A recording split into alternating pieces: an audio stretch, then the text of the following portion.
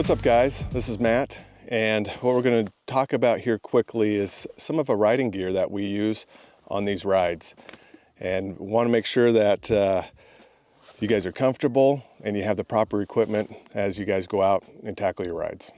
What we're going to talk about is being prepared in terms of the gear and layering. As you travel, depending on where you're at, sometimes like this morning, it's in the 30s. And then later this afternoon, it's going to be in the 70s. And so being prepared with your gear is critical for you to being comfortable and being able to ride. So what I typically do, and many do, is carry different layers. So we have a base layer here, and these just happen to be MSR. But we've got base layer pants, and then we got a base layer shirt.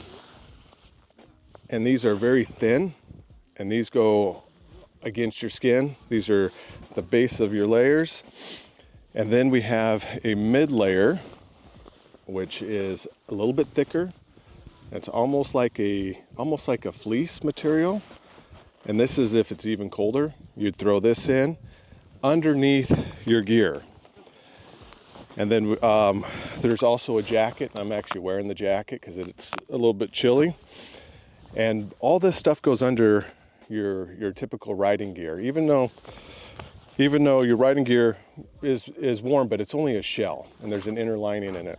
And so you're able to put these on, and then as the temperature gets warmer, sun comes up, you could stop, you could just take off, shed off a layer here and there, get it packed, and just keep going. And eventually you'll probably get to a point where you're going to be opening up your vents just to cool down.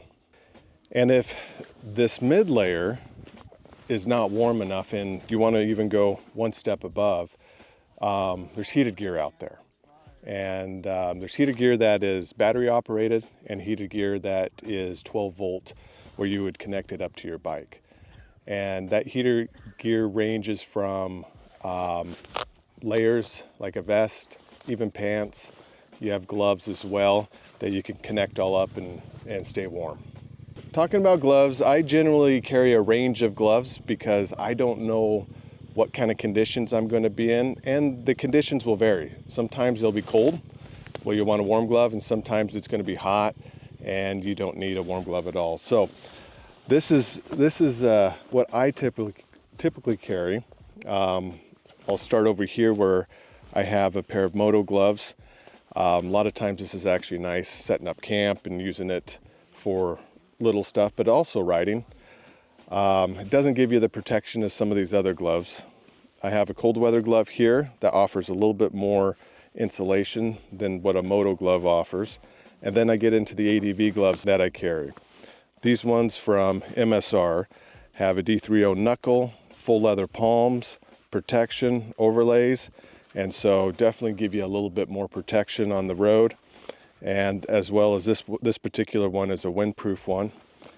And if it's really cold like this morning, when I'm gonna take off here, I'm gonna put on the gauntlets, the big ones.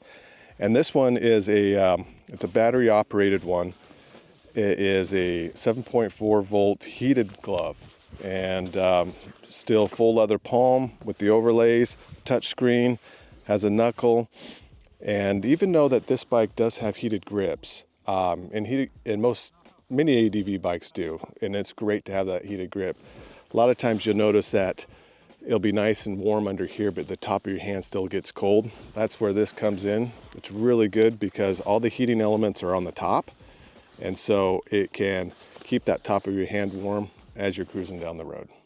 So there's a lot here, a lot of different products that we use. And if you have any questions, leave it below. Reach out to my customer service. You can go to Rocky Mountain and be able to see the full selections of products that we offer.